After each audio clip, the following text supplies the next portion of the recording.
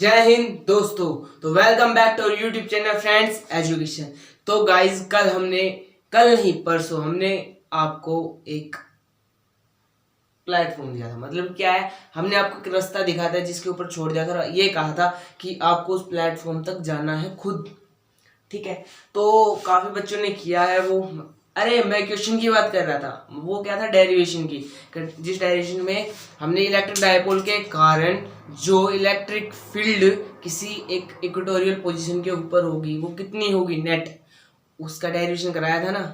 Half छोड़ दिया था, हाफ आपके लिए छोड़ दिया था ताकि आप खुद कर लीजिए। तो काफी बच्चों ने किया है, काफी ने नहीं किया। तो जिन्होंने नहीं किया उनके लिए मैं लिख देता हूँ क्या होगा कि इक्वेटोरियल इक्वेटोरियल का मतलब क्या है, देखो पॉजिटिव नेगेटिव और इस सेंटर के परपेंडिकुलर जो जहाँ पे भी जितने पॉइंट है जिसके ऊपर भी जो होगा, पॉइंट के ऊपर जो हम निकालेंगे उसके ऊपर कितनी वैल्यू होगी इन दोनों चार्जेस के कारण, इस डायपोल के कारण उस पॉइंट के ऊपर नेट इलेक्ट्रिक फील्ड कितना होगा, वो उसका हमने फॉर्मूला निकाला था। तो इसका फॉर्मूला कितना आएगा, 1/4 पाई पी अपॉन में आर स्क्वायर प्लस में ए स्क्वायर का whole square dot P vector, क्योंकि ये एक वेक्टर क्वांटिटी है। बिल्कुल ये वेक्टर क्वांटिटी है, ठीक है। तो ये हो गया, यस ये डन हो गया कंप्लीट। माइनस या मैग्नीट्यूड के लिए छोड़ देते हैं हम। मैग्नीट्यूड के लिए देखो क्या है, इसकी डायरेक्शन, इसकी देखो पॉजिटिव से नेगेटिव, इसकी इलेक्ट्रिक फील्ड की डायरेक्शन है और इससे अपोजिट है वो, इसके लिए इसके ऊपर माइनस का साइन आया था, याद है सभी को, ठीक है। तो ये हमारी वैल्यू होगी, पर मैग्नीट्यूड सेम है, सिर्फ ये डायरेक्शन साइन भी किसके लिए बता रहा है, अपोजिट के लिए। तो हम अब आगे बढ़ते हैं किसके ऊपर, जब कोई डाइपोल इलेक्ट्रिक फील्ड के बीच में रखा है, जैसे क्या गाड़ी या ट्रेन, उसके बीच में कोई लटक रहा है, झूल रहा है, समझे, वही बात है। ये देखो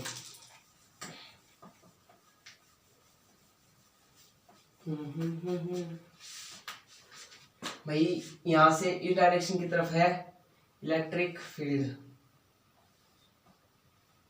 ई की डायरेक्शन है ये, ठीक है। ई की डायरेक्शन है ये, हमने एक डायपोल रख दिया, कहाँ पे, यहाँ पे रख दिया। चलो किसी एंगल के साथ रख देते हैं, ये है डायपोल, ये पॉजिटिव चार्ज मान लेते हैं और ये नेगेटिव, थोड़ी कन्वीनियंस अच्छा हो, मैं ठीक से हो जाएगा, जल्दी क्वेश्चन हो जाएगा। और ये है बीच में इन द मिड पॉइंट, तो यहाँ से लेके यहाँ तक की डिस्टेंस है 2a, ठीक है गाइस, कोई प्रॉब्लम नहीं है, नो प्रॉब्लम। अब इसके ऊपर फोर्स लग रहा होगा कैसे, देखो इलेक्ट्रिक फील्ड की डायरेक्शन है ये, तो एक तरीके से सोचो, यहाँ पे पॉजिटिव चार्ज होगा तभी ऐसे इलेक्ट्रिक फील्ड जाएंगी। कंसेप्ट इमेजिनेशन करो एक तरीके से, यहाँ पे कोई पॉजिटिव चार्ज होगा, उसी के कारण तो इलेक्ट्रिक फील्ड होगी, वो इस डायरेक्शन में आएगी, ये इस डायरेक्शन में जा रहा है। और यहाँ पे कोई नेगेटिव चार्ज होगा, उसके कारण यहाँ पे आएगी, समझे। देखो जस्ट सोचने के समझने के लिए, जरूरी नहीं यहाँ पे ये इलेक्ट्रिक चार्ज है, पर हमें डायरेक्शन गिवन है, तो आपका कंसेप्ट जल्दी हो जाए क्लियर। देखो यहाँ पे पॉजिटिव चार्ज है, यहाँ पे नेगेटिव है, तो ये इसको अट्रैक्ट करेगा, किस तरफ फोर्स लगाएगा, इस डायरेक्शन में, समझे, ठीक है। और यहाँ पे नेगेटिव चार्ज होगा तो ये किस डायरेक्शन में लगेगा, इस डायरेक्शन में, तो इक्वल अमाउंट का फोर्स लगेगा, लग रहा है। तो जब हमें पता है कि इक्वल अमाउंट का फोर्स अलग अलग डायरेक्शन में लगता है, तो नेट फोर्स कितना होगा, 0। देखो कैसे, ये भाई हम एक स्पेसिफिक डायरेक्शन मान लेते हैं, इस डायरेक्शन में हम फोर्स निकाल लें नेट, ठीक है भाई। इस डायरेक्शन में फोर्स है, ये मान लेते हैं एफ नोट है, एफ नोट, पर इस डायरेक्शन में भी फोर्स है, इसके अपोजिट डायरेक्शन में है, तो अपोजिट के लिए माइनस साइन, हाँ एफ नेट निकाल रहे हैं। देखो देखो इस डायरेक्शन में एफ नोट, अपर अपोजिट डायरेक्शन में भी फोर्स है, उसको तो लेके चलेंगे किस डायरेक्शन के टर्म में, उस वाली में। तो अगर मैंने कंसेप्ट पढ़ा है कूलम्ब थ्योरम, तो उसमें बताया था किसी डायरेक्शन का अलग कर, मतलब कि परपेंड अलोंग में चेंजमेंट हो, मतलब क्या है, पैरेलल इस लाइन के अंदर कोई डायरेक्शन चेंजमेंट हो, तो आगे माइनस साइन लगा के हम उसको ठीक कर सकते हैं, तो एफ नोट हो जाएगा, है ना, बिल्कुल। हम होगा। अब इसको देखो जोड़ेंगे तो कितना होगा, 0 होगा। तो यही बात है कि अब देख लो ना, देखो यहाँ से मैं इसको इस तरफ खींच रहा हूँ और यहाँ से मेरा दूसरा हाथ इसको इस तरफ खींच रहा है, तो क्या ये ऐसे ही लेगा जब हम इक्वल अमाउंट का फोर्स दोनों साइड लगाएंगे? नहीं लेगा। वही बात यहाँ पे है कि जो नेट फोर्स है वो कितना है, 0। तो सर इसमें निकालना क्या है? कुछ नहीं निकालना, ये फोर्स है, इस फोर्स के कारण इसके अंदर टॉर्क पैदा हो जाती है। क्या टॉर्क सर हो जाती है? किसी भी एक एक्सिस के थ्रू कोई भी एंगुलर मूवमेंट होती है उसको कहते हैं टॉर्क। देखते हैं ये इसके, देखो ये ऊपर की तरफ स्टार्ट हो जाएगा ना और ये नीचे की तरफ, ठीक है, नीचे ऊपर की तरफ होगा। तो अब देखो ये इस तरफ आ रहा है, ये इस तरफ से आ रहा है, तो ये इस एक्सिस के थ्रू ही तो घूम रहा है ना, इसके कारण इसमें टॉर्क आ सकता है, समझे? ठीक है, तो अब हम टॉर्क निकालना चाहते हैं। टॉर्क को किससे शो करते हैं? टाउ से। भाई मैं यहाँ से हाफ सोच दिमाग कर रहा हूँ मैं, हाफ ताकि दूसरी साइड होगा। देखो कि यहाँ से ये इतना है, हाफ करेंगे इसका तो ए यहाँ पे होगा, ए यहाँ पे होगा, तो ए ले रहा हूँ मैं ये, ठीक है, परपेंडिकुलर सीधी, और ये इलेक्ट्रिक फील्ड की डायरेक्शन थोड़ा सा हो गया, ठीक है। ये हमारे पास है एंगल थीटा। ये कौन सा एंगल है? ये वो एंगल है जो इलेक्ट्रिक फील्ड के साथ बना हुआ है, जो इलेक्ट्रिक फील्ड के साथ डाइपोल एंगल बना रहा है, वो एंगल है ये, ठीक है। तो अब देखो, अब हमें तो क्या चाहिए होता है कि इसके साथ में जो परपेंडिकुलर डिस्टेंस है वो चाहिए। परपेंडिकुलर डिस्टेंस ये है, तो परपेंडिकुलर डिस्टेंस निकालेंगे तो क्या आएगी? सोचो बताओ क्या आएगी? परपेंडिकुलर डिस्टेंस निकालेंगे तो ए साइन थीटा नहीं आएगी? कैसे सर? ये नहीं पढ़ा आपने? पंडित बद्री प्रसाद हर हर बोले, तो ये साइन के लिए होता है। तो परपेंडिकुलर ये पी लिख ले तो मैं कुछ टाइम के लिए आपको समझाने के लिए, ये पी अपॉन में ए और साइन ऑफ थीटा, तो पी की वैल्यू कितनी आएगी? ए साइन थीटा, इसलिए मैंने इसको डायरेक्ट ए साइन थीटा लिख दिया था, ठीक है। तो यहाँ पे ये हो जाएगी ए साइन थीटा, इसकी परपेंडिकुलर डिस्टेंस यहाँ तक की, और सेम यहाँ से निकालेंगे तो इसकी भी ए साइन थीटा आएगी, क्योंकि एंगल तो सेम है ना। देखो बट ये वाला एंगल सेम हो, देखो यहाँ ऐसे इस और ये वाला सेम है, तो ये एंगल भी सेम है, तो और ये डिस्टेंस भी सेम, देखो ये भी ए है ये भी है, एंगल भी सेम है, तो हमारी जो ये डिस्टेंस आएगी ये कितनी आएगी? ए साइन थीटा। अब हम टॉर्क निकाल, टॉर्क का फॉर्मूला क्या होता है भाई? टाउ ऐसे बनाता हूँ मैं, कोई वो मत लेना। टॉर्क क्या होता है? फोर्स इनटू परपेंडिकुलर डिस्टेंस,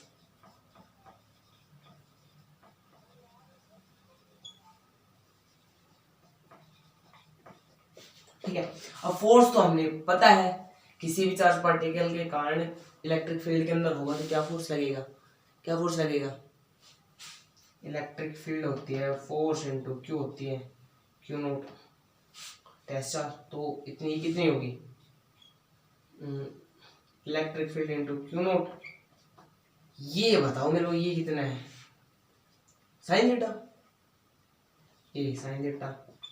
पर हमें तो अब नेट चाहिए ना टॉर्क, ये टाउ तो 1 हो गया, ये हाफ के लिए, हाफ वाला करेंगे तो नेट करेंगे तो कितना हो जाएगा? इसको प्लस करेंगे, बाकी सब चीजें सेम है, तो ये हो जाएगा डायरेक्ट ट्वाइस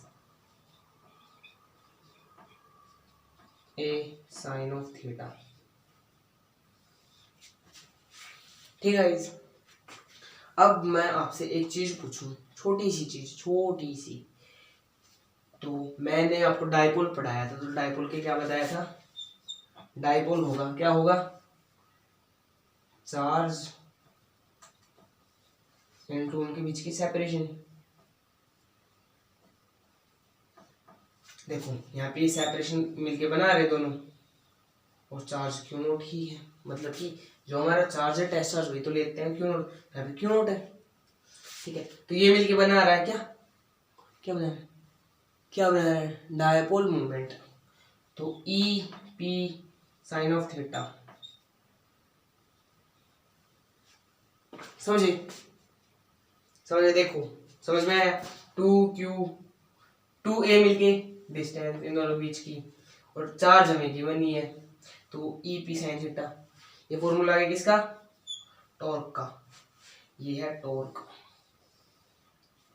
जी। ये वाला कंसेप्ट था नहीं, ये वाला कंसेप्ट कई बुक्स में थोड़ा सा गलत दिया जाता है, वो डायरेक्ट दे देते क्या कि यहाँ से यहाँ तक की परपेंडिकुलर डिस्टेंस निकाल लेती है, होता है ए साइन 2a साइन थीटा कर देते हैं इसको, ठीक है। पर वो ऐसे नहीं होता, वो सेंटर से ही मापी जाती है। इसके कारण कई बच्चों के दिमाग में टॉर्क के लिए अलग फॉर्मूला जनरेट हो जाता है, जो कि गलत होता है।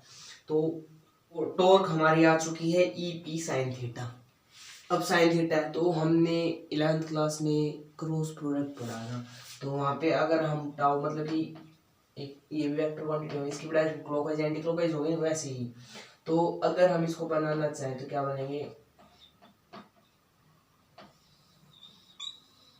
ये है वेक्टर फॉर्म के अंदर टॉर्क, किसके अंदर, वेक्टर प्रोडक्ट के थ्रू, तो ये होगी ये।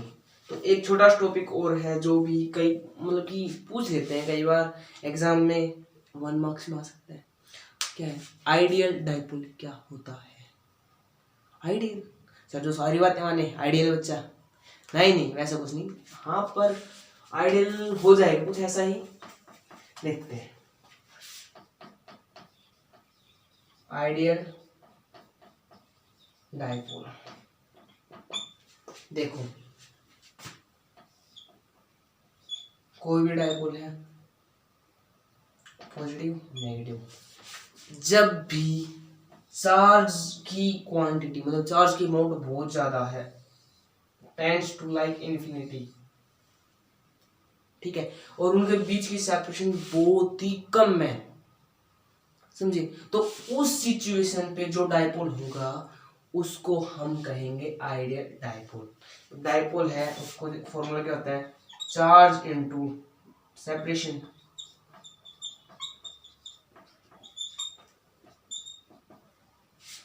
सेपरेशन तो इनफाइनाइट चार्ज, इनफाइनाइट मतलब कि बहुत इन्फिनिटी, इंडो में कुछ भी चार्ज वहाँ, तो जो डाइपोल होगा वो भी इनफाइनाइट होगा ना, समझिए।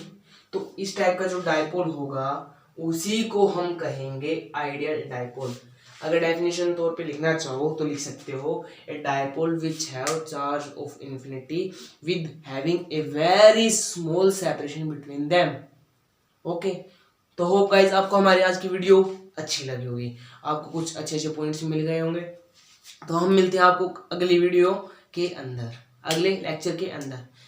अगर आपको हमारी वीडियो अच्छी लगी हो, अगर आपका बेसिक्स क्लियर हुए हो, तो हमारे चैनल को जरूर सब्सक्राइब करें, लाइक करें, कमेंट करें और शेयर भी करें, और साथ ही में जो बेल आइकन होता है उसको भी प्रेस जरूर करें, वरना आपके पास हमारी न्यू वीडियोस की नोटिफिकेशन नहीं आएंगी।